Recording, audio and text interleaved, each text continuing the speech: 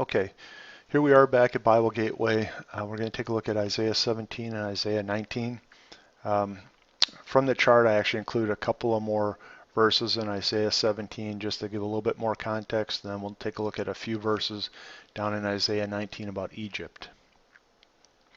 So Isaiah 17 is about Damascus, specifically Damascus in Syria. Again, I talked earlier, it's one of the oldest cities on earth, if not the oldest. Some people say it's 5,000 years old. It's at least 4,000 years old. So this is a very cut and dry prophecy. Hasn't happened yet because the city is there today with couple million people in it. And if this occurs, there'll be one place to go in the Bible to go back and take a look and say, boom, there it is. So, oracle concerning Damascus, behold, Damascus will cease to be a city and become a heap of ruins. The cities of Ar are deserted, and they'll be for flocks which lie down, and none will make them afraid. The fortress will disappear from Ephraim, and the kingdom from Damascus, and the remnant of Syria will be like the glory of the children of Israel, declares the Lord of hosts. Okay. So let's just take a quick look. Declarative statement, Damascus will cease to be a city, become a ruinous heap. That we can just look at today's headlines. They're in the middle of a civil war. Here it's April 2013. Many people are saying that Assad may have already been put down. Lots of speculation around that. We also know that Syria had lots of chemical weapons, and Israel has already promised that if chemical weapons come out of Syria against Israel, that Israel will respond with a nuclear weapon. And so, again, it's all speculation and nothing's happened yet. But you can easily see how this prophecy could be fulfilled in the very near term. This piece down here points to that the war and the fighting will proceed further out than just Damascus.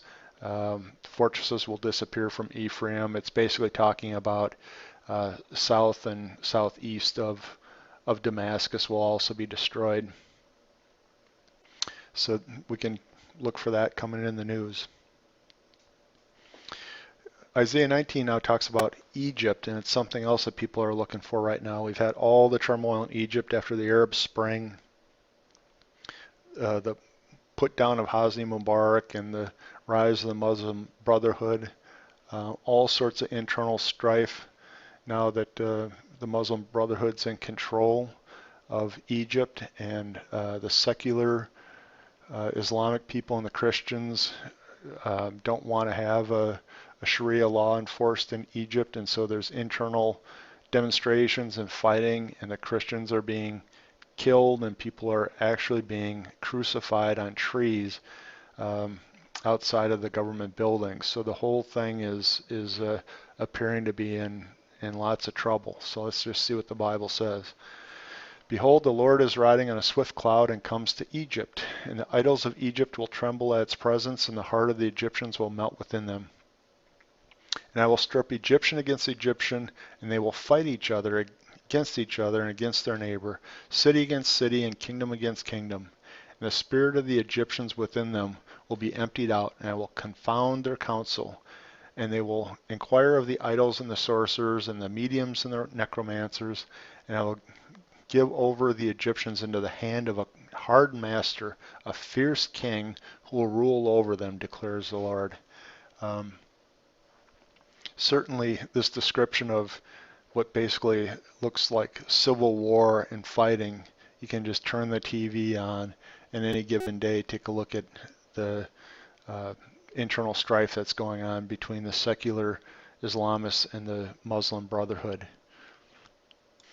We also see this passage down here about the Egyptians will be in the hand of a hard master, a fierce king who will rule over them, declares the Lord.